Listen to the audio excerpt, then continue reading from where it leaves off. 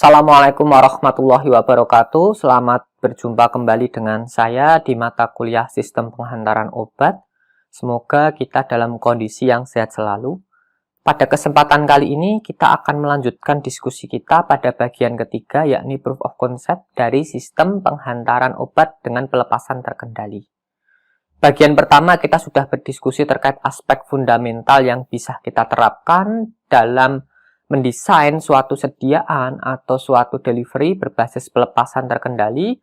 Kemudian pada bagian kedua kita berbicara atau berdiskusi terkait dengan beberapa aspek atau beberapa material yang harus kita perhatikan dalam merancang delivery system berbasis pelepasan terkendali ini. Pada bagian ini kita akan berdiskusi lebih dalam terkait sistem-sistem yang bisa kita aplikasikan dalam merancang sediaan pelepasan terkendali. Entah itu sustain release, control release, kemudian extended release, prolonged release, pulsatile release, dan seterusnya, itu bisa kita rancang hanya dengan sistem yang bisa diterapkan untuk mendesain sediaan tersebut. Sistemnya secara sederhana bisa diringkas menjadi 3 sistem saja: matrix system, microbit system, Cushing system. Intinya, sistem ini bertugas atau memiliki tanggung jawab dalam mengontrol pelepasan obat. Sehingga obat yang dilepaskan itu dengan kecepatan yang terkontrol. Nah, jadi, berbagai macam sistem ini memiliki perbedaan. Perbedaannya ya jelas dari segi visual itu berbeda dari sistem-sistem ini. Tapi bisa kita lihat bahwa sediaan yang bisa diaplikasikan untuk control release delivery system ini kebanyakan adalah berupa sediaan solida. Jarang sekali ada sediaan berbasis liquida atau sediaan berbasis semi-solid. Oleh karena itu, aspek manufaktur terkait sediaan solida harus kita buka kembali. Jangan sampai kita melupakan berbagai macam aspek yang telah kita pelajari di teknologi formulasi sediaan solida. Oke, ada 3 sistem secara umum. Ada matriks. Matriks itu seperti di gambar itu dicampur jadi satu. Kemudian ada jadi nanti kalau kena air, matriksnya ini akan mengembang, dan polimer yang mengembang itu akan mengontrol pelepasan obat. Kemudian ada Cushing system. Jadi Cushing ini tidak ada proses pengembangan dan yang lain-lainnya, tapi obat lepas dari sediaan itu dikontrol oleh lapisan penyalutnya. Oke. Bisa juga dalam bentuk mikrobit. Mikrobit ini semacam granul, nanti dibikin mikrosphere atau makrosphere. Ininya granul dibikin sphere bulat, spheris bulat. Kemudian disalut dengan berbagai macam tipe polimer. Implikasinya kalau kita misalkan pilek atau sakit flu, kemudian kita ke apotek, ada tablet, ada kapsul yang dalamnya berisi butir-butir bulat-bulat, warnanya berbeda-beda. Jadi tujuan warna itu bukan hanya untuk memperindah, bukan. Tapi sebenarnya tujuannya itu untuk mengontrol pelepasan obat. Misal yang bit atau granul yang berwarna putih itu akan ketika kontak dengan cairan lambung itu langsung terlepas, immediate release. Kemudian yang warna biru akan lepas 1 jam kemudian, yang warna pink akan lepas 2 jam kemudian, dan seterusnya. Jadi akan menjaga kadar obat di dalam tubuh kita itu relatif konstan. Nah, dari berbagai macam sistem ini nanti kita akan diskusikan satu persatu lebih dalam agar pemahaman terkait sistem ini bisa diimplikasikan dalam merancang atau mendesain suatu sediaan dengan pelepasan termodifikasi. Misalkan kita di bidang klinis tidak sampai mendesain, setidaknya kita paham sistem dalam sediaan ini bagaimana. Jadi kita punya nanti ketika memberikan informasi obat kepada pasien, kita tahu, oh sistemnya sediaan itu kayak gini. Jadi ada pantangannya, ada larangannya, dan ada himbauannya.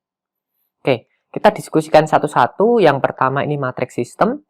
Namanya matrix system ini sistem paling sederhana sekali dan paling mudah dibuat.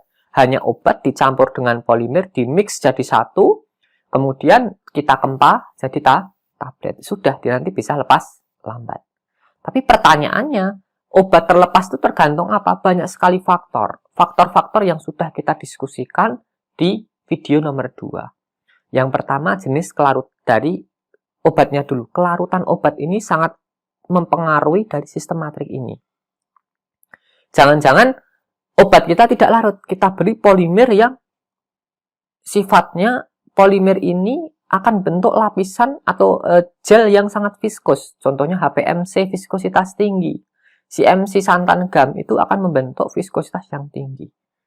Ketika obat kita tidak larut, dicampur dengan polimer yang membentuk viskositas yang sangat tinggi semacam itu akan berakibat nanti obatnya tidak akan lepas. Kenapa? Karena obat yang sukar larut itu ketika mau berdisolusi harus membutuhkan medium dalam jumlah yang banyak.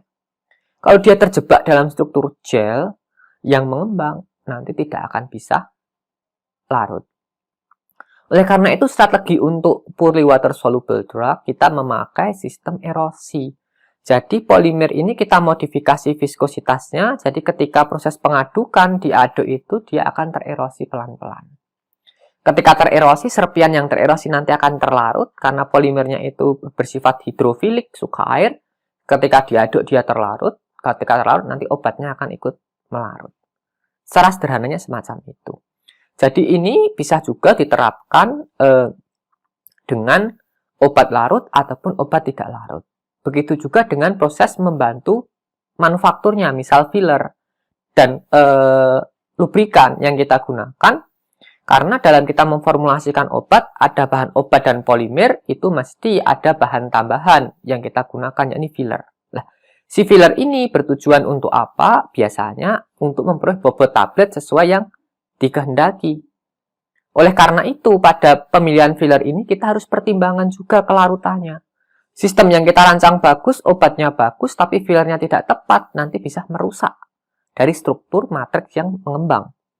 Jadi prinsip pelepasan obat ini dikontrol oleh adanya sistem swelling itu mengembang, dan sistem erosi. Jadi ada polimer yang bisa swelling dan bisa erosi, ada polimer juga yang tidak bisa swelling tapi tererosi juga ada. Oke, kemudian ada berbagai macam polimer hidrofilik yang bisa kita gunakan. Ada hidroksipropil metil selulosa, ini yang paling banyak digunakan untuk mengontrol pelepasan obat. Ada CMC, karboksimetil selulosa, santan gam, alginat, polyethylene oxide, dan seterusnya. Beberapa polimer hidrofilik ini bisa kita aplikasikan untuk mengontrol pelepasan obat. Kadang kita juga mengkombinasi berbagai macam polimer. Tujuannya apa? Ini untuk memperoleh fitur atau karakteristik pelepasan yang kita kehendaki. Satu polimer itu mesti memiliki behavior pelepasan yang khas, kemudian dikombinasi dengan polimer yang lain, memiliki profil yang berbeda, akan menghasilkan satu profil pelepasan baru. Nah, polimer-polimer yang dikombinasikan ini tidak hanya bahan yang dicampur dengan bahan, tapi ada namanya interpolymer interaction. Jadi, antar polimer yang berinteraksi ini mampu meningkatkan kemampuan dalam mengontrol pelepasan obat. Sebenarnya, tidak hanya polimer, lipid pun bisa kita aplikasikan untuk mengontrol pelepasan obat ini. Bisa kita pakai lilin, carnauba wax, beeswax, parafin, lixiatil wax, dan seterusnya. Itu bisa kita gunakan untuk mengontrol pelepasan obat. Nah, terutama obat-obat yang sangat mudah larut. Berarti sistemnya tidak akan swelling, karena lipid tidak bisa swelling. Bisa juga terjadi erosi, atau nanti dia akan melindungi si sediaan tersebut. Kemudian ada bahan yang dapat melubangi dari sistem ketika kena air atau channeling agent kita sebutnya. Jadi sistem matrik ini adalah paling sederhana, namun sampai sekarang masih diaplikasikan karena sangat reliable, sangat mudah, sederhana, feasible. Ketika di scale up pun juga mudah. Jadi pada sistem matrik ini kunci pengontrolan pelepasan itu kepada polimer, akan tetapi kita harus lihat karakteristik obat. Nanti kita akan diskusikan lebih lanjut terkait dengan kinetika dan mekanisme pelepasan obat, yang sebenarnya sudah kita diskusikan juga pada mata kuliah di semester lalu, yakni di biofarmasetik. Oke, yang kedua ini saya kenalkan terkait dengan Cushing system. Jadi yang pertama tadi pelepasan obat dikontrol oleh polimer yang mengembang atau polimer yang tererosi. Yang kedua ini dikontrol oleh Cushing system. Jadi suatu sediaan itu disalut dengan lapisan Cushing. Nah, lapisan penyalut ini umumnya itu bisa dimodifikasi. Nah, sistem Cutting ini juga bisa kita modifikasi dengan sistem matrik juga. Artinya apa? Obat dicampur dengan matrik kemudian disalut. Tujuannya buat agar mencegah misalkan obat ini sangat larut. Kalau kita buat sistem matrik, nanti obat ini akan gampang keluar berdifusi ketika polimernya mengembang. Bagaimana kita menahan agar pelepasannya lebih terkontrol? Kita salut dengan polimer insoluble atau polimer yang tidak larut. Jadi polimer ini, namanya polimer itu memiliki karakteristik yang khas, substitusi yang khas.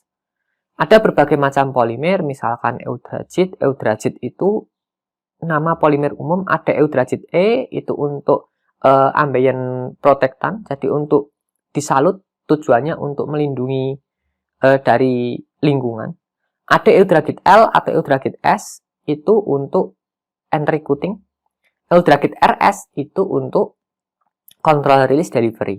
Jadi sama-sama eudragit, berbeda tipenya akan berbeda feature yang ditawarkan. Gara-gara apa? Substitusi dari gugusnya itu berbeda. Oleh karena itu perlu sangat dispesifikan sekali dalam proses formulasi penghantaran sistem dengan pelepasan terkendali ini, tipe polimer, dan konsentrasi serta substitusi harus jelas, karena itu sangat mempengaruhi dari fitur kinerja dari suatu sediaan. Nah, dalam sistem ini bisa juga kita campur lipid juga bisa. Intinya ini sistem matrik, boleh dengan ataupun tanpa matrik kita salut dengan sistem Cutting ini. Nah, pada sistem Cutting, pada lapisan penyalutnya ini bisa kita campur dengan eksipien yang bersifat soluble. Misalkan kita salut dia ini dengan eudragit RS atau kolidon SR atau eudragit RS ini buat Cutting untuk kontrol rilis, dia bersifat tidak larut dan tidak mengembang. Kita campur dengan channeling agent. Channeling agent ini contohnya laktosa dan seterusnya. Laktosa, sukrosa, gula-gula itu kan larut dengan air. Kita campur jadi satu homogen, ketika kita salutkan otomatis pada membran Cutting di permukaan tablet nanti ada sukrosa, laktosa, atau gula-gula yang kita gunakan, ada juga polimer yang menyalut. Ketika kontak dengan air, sukrosa dan kawan-kawannya ini akan larut. Kemudian polimernya tidak akan larut. Otomatis lapisan Cuttingnya ini akan berlubang-lubang.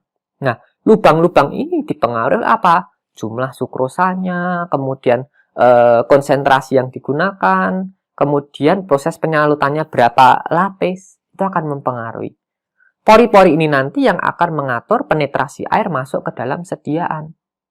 Oleh karena itu, air yang masuk dalam sediaan ini nanti bertugas melarutkan obat yang di dalam, karena obatnya yang terlarut ini akan keluar. Karena obat itu secara natural behavior itu mengikuti hukum difusi Fick. Jadi dia akan keluar berdasarkan gradien konsentrasi. Jadi ini lebih sederhana dan lebih mudah ketika kita Cutting. Nah, Cutting ini biasanya kita gunakan untuk obat-obat yang sangat mudah larut. Obat yang tidak larut diformulasi dalam sistem matrik, kita salut. Ya jelas obatnya masuk utuh, keluar juga utuh. Jadi harus kita perlu perhatikan karakteristik obat. Tidak semua obat itu formulasinya menggunakan sistem ini. Oke, saya lanjutkan ke sistem yang terakhir. Ini sistem OROS, Osmotic Release Oral System. Jadi sistem OROS ini berbasis pada pelepasan yang lebih advance, jadi zero order. Artinya apa? Jumlah obatnya itu akan terus-terusan, yang lepas itu sama. Pada sistem matrik dan sistem Cutting tadi, obat-obat yang lepasnya itu tidak akan sama. Kenapa? Jumlah obat yang lepas itu ada dua faktor yang mempengaruhi. Tebal lapisan polimer yang mengembang atau banyaknya lapisan polimer yang tererosi, bisa juga dipengaruhi oleh jumlah obat yang ada dalam sediaan yang tersisa. Jadi jumlah sisa obat yang belum terlarut itu akan mempengaruhi profil pelepasan. Logikanya begini, kalau jumlah obatnya ini banyak, otomatis obat yang lepas itu akan semakin cepat. Tapi jumlah obatnya itu kalau sedikit, jumlah yang lepas akan juga sedikit. Seperti orang, kita taruh dalam satu ruangan yang isi, kemudian satu ruangan kosong. Di sini penuh. Kita buka pintunya, pasti orang itu akan cepat-cepatan keluar. Pindah ke ruang sampingnya, sampai dia merasa nyaman dan longgar. Begitu juga dengan obat. Obat pada sistem sediaan ini penuh dengan obat, kemudian terlarut. Nah, setelah proses terlarut ini nanti, obat akan berdifusi keluar. Kapan dia berhenti berdifusi? Ketika gradien konsentrasinya ini 0 atau konsentrasi obat ini sama. Nah, oleh karena itu, pada sistem swelling dan sistem yang dikontrol oleh matriks tadi, dengan mekanisme swelling atau erosi dan sistem Kuteng tersebut, ini pelepasan obatnya tidak bisa mendekati zero order. Bisa, tapi sangat susah sekali. Butuh kombinasi berbagai macam polimer dan zero ordernya itu pada durasi yang tidak terlalu lama. Itu bisa kita optimasi antara kelarutan obat, jumlah polimer, tipe polimer, kemudian kombinasi polimer bisa kita optimasi. Belum lagi ketika lapisan yang mengembang itu tipis, lama-lama lapisan yang mengembang itu tambah tebal. Itu menjadi barrier untuk obat lepas dari sediaan ke medium disolusi atau ke saluran pencernaan. Oleh karena itu, sistem ini harus dipahami terlebih dahulu. Salah satunya cara untuk menangani sistem tersebut adalah dengan OROS, Osmotic Release Oral System. Secara sederhananya, ini ada suatu tablet. Tablet ini berisikan bahan aktif dan formulanya, kemudian disalut dengan membran semi-permeable. Artinya membran semi-permeable ini air bisa masuk tapi obat tidak bisa keluar. Kenapa sedemikian rupa bisa didesain semacam itu? Karena cut off dari bobot molekulnya kecil. BM air itu 18, BM obat otomatis lebih dari 18. Jadi air bisa masuk dengan mudah tapi obat tidak bisa keluar. Prinsip osmotik, ketika konsentrasinya tinggi, air itu akan bergerak dari konsentrasi rendah ke konsentrasi tinggi. Air itu akan masuk ke dalam sediaan, kemudian setelah masuk ke dalam sediaan akan melarutkan obat yang ada di dalam sediaan. Nah, kemudian bagaimana obat ini keluar? Tablet yang tadi sudah disalut dengan membran semi-permeable kemudian dilubangi dengan laser tentunya, bukan dengan jarum atau jarum pentul. Dengan laser yang precise sekali ukurannya, sehingga lubang itu spesifik. Oh, lubangnya berdiameter sekian mikron. Kalau kita ketahui lubangnya berdiameter sekian mikron, dengan tekanan osmotik yang sekian, obatnya bisa lepas dengan terkontrol. Muncul pertanyaan lagi, lah kalau obatnya sudah habis, apa enggak turun kecepatannya? Idealnya turun. Tapi di dalam formula itu ada tekanan osmotik yang bisa kita atur dengan bahan-bahan. Nah, bahan-bahan ini sebagai pengatur tekanan osmotiknya. Jadi osmotic adjustment, osmotic pressure adjustment ini untuk mengatur tekanan osmotik. Bisa berupa garam-garam NaCl, KCl atau seterusnya. Nanti ketika obat ini terlarut, kemudian tekanannya turun, membran atau lapisan pengatur tekanan osmotik ini nanti baru akan terlarut. Setelah itu tekanannya tinggi akan mendorong obat tadi. Kemudian akan lepas obatnya. Dia akan konstan, lepasnya satu terus. Dia bisa membentuk zero order release. Nah, ini salah satu mereknya yang mungkin di pelayanan farmasi kita kenal adanya adalah OROS. Jadi ada OROS itu adalah sistem, bukan merek obat. Berarti Osmotic Release Oral System. Bisa juga kita modifikasi tidak hanya satu obat, jadi bisa kita gunakan dua obat. Ini misalkan contohnya ada metformin hidroklorid sama repaglimid. Jadi ada dua lapisan, yang atas metformin, yang bawah itu repaglimid. Yang tengah itu adalah pengatur tekanan osmotik.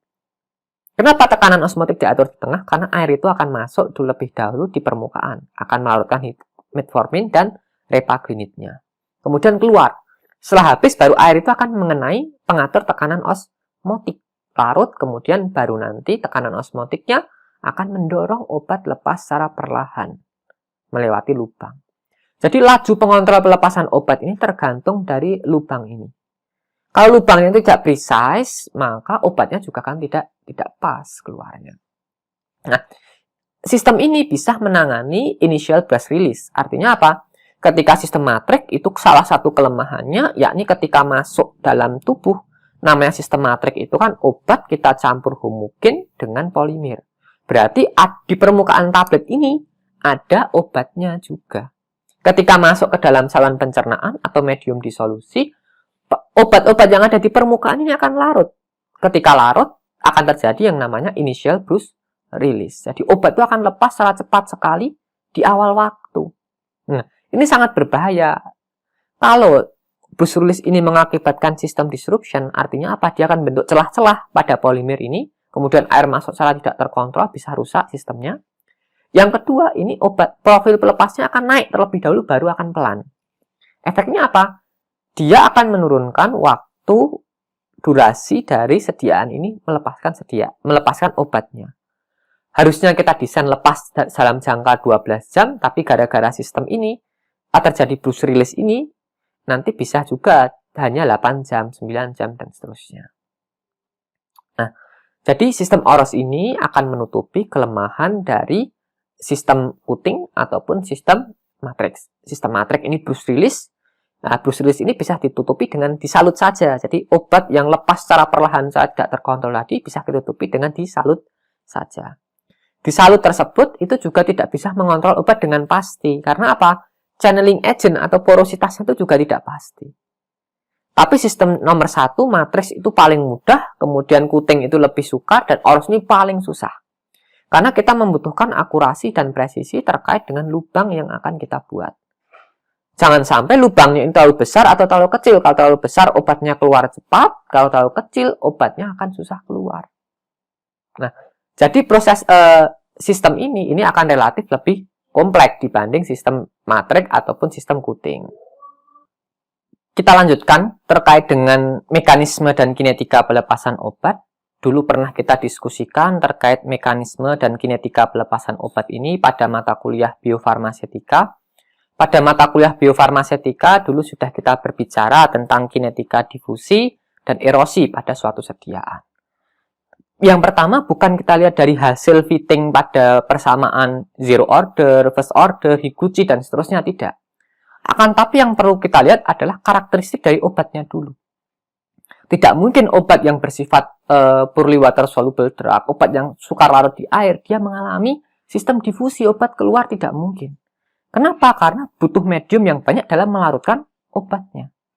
Begitu juga dengan obat yang sangat mudah larut, mekanismenya erosi. Itu dagelan. Kenapa? Kalau dia tererosi, sistemnya jebol, obatnya larut, kemudian disrupsi sistem. Jadi, pemahaman mekanisme dan kinetika ini kita harus memahami terlebih dahulu native behavior dari obat dan polimer yang kita gunakan. Tidak bisa kita melihat endpoint dari prosesnya, oh profilnya kayak gini. Profilnya lurus, padahal obatnya sangat mudah larut. Nah, kita harus pahami lagi, kenapa bisa terbentuk profil lurus dengan obat yang mudah larut? Mungkin sistemnya bukan matriks. Nah, nanti akan kita diskusikan lagi. Sebelumnya nanti akan saya attach ulang terkait dengan diskusi kita di mata kuliah biofarmasetika tentang modeling dan kinetika pelepasan obat. Oke, mungkin itu yang bisa saya sampaikan pada bagian ketiga yang merupakan akhir dari kuliah kita terkait sistem penghantaran dengan pelepasan terkendali ini. Semoga bermanfaat dan semoga kita dalam kondisi yang sehat selalu. Assalamualaikum warahmatullahi wabarakatuh.